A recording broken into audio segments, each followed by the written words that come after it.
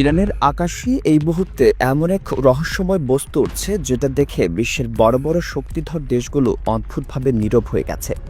একে আটকানোর সাহস কেউ দেখাচ্ছে না, আবার প্রকাশ্যে কিছু বলতেও চাইছে না, কারণ সবাই জানে এটি সেই দেশে পাঠানো যাকে সরাসরি চ্যালেঞ্জ করতে বিশ্ব সবসময় দ্বিধায় থাকে।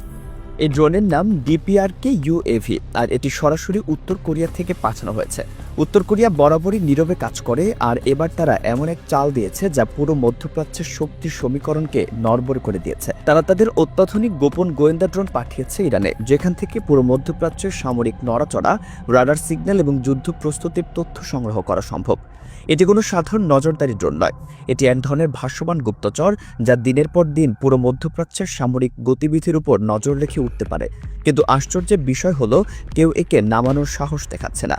এমনকি যারা নিশ্চিতভাবে জানে যে এটি উত্তর কোরিয়ার পাঠানো, তারাও নীরব ভূমিকা পালন করছে, কারণ সবাই বলছে এই ড্রোনে হাত দেওয়া মানেই বড় কোনো সংঘাত ডেকে আনা। উত্তর কোরিয়ার প্রতিক্রিয়া কেমন হতে পারে তা বিশ্ব অতীতেও বহুবার দেখেছে, আর এখন যখন এই ড্রোন ইরানের আকাশে প্রবেশ করেছে, তখন থেকেই যুক্তরাষ্ট্র সহ পশ্চিমা দেশগুলোর নজর কেন্দ্রীভূত হয়েছে এই একটিমাত্র বিষয়কে ঘিরেই। এই ড্রোনের সবচেয়ে ভয়ঙ্কর দিক হলো এটি সম্পূর্ণ নীরবে নজরদারি চালাতে সক্ষম। এটি উচ্চ রেজুলেশনের ছবি তুলতে পারে, শত্রুপক্ষের ঘাঁটির সঠিক অবস্থান শনাক্ত করতে পারে, এমনকি প্রয়োজনে আক্রমণও চালাতে পারে। এর চেয়েও ভয়ের বিষয় হলো এই ড্রোন শত্রুদের যে কোনো রাডার সিগন্যাল ব্লক করে দিতে পারে। যদি কোনো দেশ নিজেদের মধ্যে যোগাযোগ স্থাপন করে, এই ড্রোন তার সঙ্গে সঙ্গে ধরে ফেলে এবং সেই তথ্য সরাসরি ইরানের সামরিক হেডকোয়ার্টারে পাঠিয়ে দেয়। ফলে যুদ্ধ শুরু হওয়ার আগেই ইরান জানতে পারে কোথায় কি ঘটতে যাচ্ছে, কোন দেশ কার সঙ্গে কি নিয়ে আলোচনা করছে। এই কারণেই এই ড্রোনকে উত্তর কোরিয়ার সবচেয়ে শক্তিশালী কৌশলগত হাতিয়ার হিসেবে বিবেচনা করা হয়। উত্তর কোরিয়া এই ড্রোনটি এতটাই গোপনে তৈরি করেছে যে যুক্তরাষ্ট্র পর্যন্ত আগে থেকে এর অস্তিত্ব সম্পর্কে কোনো সুনির্দিষ্ট ধারণা পায়নি।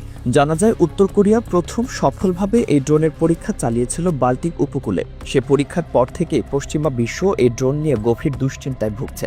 এই ড্রোনের আরেকটি বড় বৈশিষ্ট্য হলো এটি শুধু জিপিএস-এর উপর নির্ভরশীল নয়, অর্থাৎ কোথাও যদি সিগন্যাল জ্যাম করা হয়, তবুও এটি নিজস্ব নেভিগেশন ব্যবস্থায় মিশন সম্পন্ন করে নিরাপদে ফিরে আসতে পারে। প্রযুক্তিগত দিক থেকে এটি এতটাই উন্নত যে মাটির নিচে থাকা বৈদ্যুতিক কার্যকলাপ বা ভূগর্ভস্থ কম্পন পর্যন্ত শনাক্ত করতে সক্ষম। অর্থাৎ শত্রুপক্ষ যদি গোপনে মাটির নিচে অস্ত্রাগার নির্মাণ করে, তাও এর নজর এড়াতে পারে না। এই ড্রোনের দুটি আলাদা সংস্করণ রয়েছে। ছোট সংস্করণটি মূলত গোপন নজরদারি ও তথ্য সংগ্রহের কাজে ব্যবহৃত হয়, আর বড় সংস্করণটি বোমা বা মিসাইল বহনে সক্ষম এবং নির্দিষ্ট লক্ষ্যবস্তুতে গোপনে আঘাত হানতে পারে। ইরানের হাতে এই ড্রোন থাকা মানে শুধু একটি নজরদারির যন্ত্র পাওয়া নয়, এটি যেন আকাশে উড়ে বেড়ানো একটি প্রযুক্তিগত চোখ। আর এই চোখ এখন শুধু ইরানের আকাশে সীমাবদ্ধ নেই, গোটা মধ্যপ্রাচ্য এমনকি পশ্চিমা সামরিক ঘাঁটির দিকেও এর নজর রয়েছে বলে ধারণা করা হচ্ছে, স্বীকার করা হোক বা না হোক। ঠিক এই কারণেই ইরান এখন আগের চেয়ে অনেক বেশি শক্ত অবস্থানে চলে গেছে। কিন্তু সবচেয়ে বড় প্রশ্ন থেকেই যায়, কেন কেউ এই ড্রোন থামানোর চেষ্টা করছে না? কারণ সব দেশে জানে যদি কেউ এই ড্রোন নামাতে চায়, তাহলে উত্তর কোরিয়া সেটিকে সরাসরি শত্রুতামূলক পদক্ষেপ হিসেবে নেবে। অতীতেও উত্তর কোরিয়ার কঠোর প্রতিক্রিয়া বিশ্ব দেখেছে। এ কারণেই যুক্তরাষ্ট্র, ইসরায়েল কিংবা ব্রিটেনের মতো দেশগুলো থেকেও এখন পর্যন্ত এই ড্রোন নিয়ে কোনো আনুষ্ঠানিক বক্তব্য আসেনি। যদিও স্যাটেলাইট চিত্র এবং গোয়েন্দা প্রতিবেদনে এই ড্রোনের উপস্থিতির ইঙ্গিত পাওয়া গেছে বলে দাবি করা হয়েছে।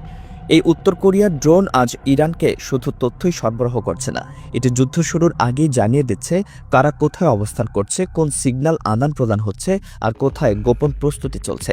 সবকিছু ধীরে ধীরে স্পষ্ট হয়ে উঠছে। এটি আসলে একটি স্পষ্ট বার্তা, ইরান আর একা নয়।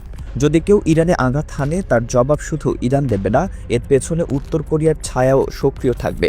এই বাস্তবতা এখন আর গোপন নয়। বিশ্ব জানে ইরানের আকাশ এখন আগের চেয়ে অনেক বেশি সুরক্ষিত, শুধু নিজস্ব অস্ত্রের কারণেই নয়, বরং রাশিয়া ও উত্তর কোরিয়ার প্রযুক্তিগত সহায়তাও এখন ইরানের পাশে দাঁড়িয়ে আছে। এই ড্রোনের অস্তিত্ব মধ্যপ্রাচ্যের ভূ রাজনীতিতে এক নতুন অধ্যায়ের সূচনা করেছে। এটি শুধু একটি প্রযুক্তিগত অস্ত্র নয়, এটি একটি কূটনৈতিক বার্তা। এই বার্তা বলছে ইরান আর একা নয়, তারা এখন একটি শক্তিশালী জোটের অংশ, যে জোট বিশ্ব প্রভাবশালী শক্তিগুলোর আধিপত্যকে চ্যালেঞ্জ জানাতে প্রস্তুত। আর সেই চ্যালেঞ্জের জবাব দিতে হলে প্রতিপক্ষদেরও নতুন কৌশলে ভাবতে হবে। এই ড্রোন সেই বার্তাই পৌঁছে দিচ্ছে এবং বিশ্বকে বুঝিয়ে দিচ্ছে যে মধ্যপ্রাচ্যের মাটি আর কোনো একক শক্তির ইচ্ছায় নিয়ন্ত্রিত হবে না। প্রশ্ন এখন একটাই, এই নীরবতা কতদিন স্থায়ী হবে? বিশ্লেষকদের মতে এটি একটি অস্থায়ী পরিস্থিতি, যার পরিণতি আরও ভয়াবহ হতে পারে। একদিকে ইরান তাদের প্রযুক্তিগত শক্তি প্রদর্শন করছে, অন্যদিকে তাদের প্রতিপক্ষরাও নিজেদের আরও দৃঢ় অবস্থানে নিয়ে যাচ্ছে। এটি কি আসন্ন যুদ্ধের পূর্বাভাস নাকি একটি নতুন যুগের সূচনা, তা সময় বলে দেবে। তবে নিশ্চিতভাবে বলা যায়, একটি নীরব কিন্তু ভয়ঙ্কর খেলা চলছে, যেখানে প্রতিটি পক্ষ হারার ভয় নয়, বরং আরও শক্তিশালী হওয়ার প্রতিযোগিতায় নেমেছে। ইরান এই ড্রোনকে তাদের কৌশলগত অস্ত্রে পরিণত করেছে এবং বিশ্বকে জানিয়ে দিয়েছে যে সীমারেখা একসময় তাদের আটকে রেখেছিল, সেই সীমার বাইরে এখন তাদের নিজস্ব নিয়ম চলবে। মধ্যপ্রাচ্যের ভবিষ্যৎ আর কোনো একক শক্তির হাতে নয়, বরং ইরান ও তাদের মিত্ররাই এখন সেই ভবিষ্যৎ নতুন করে লিখছে।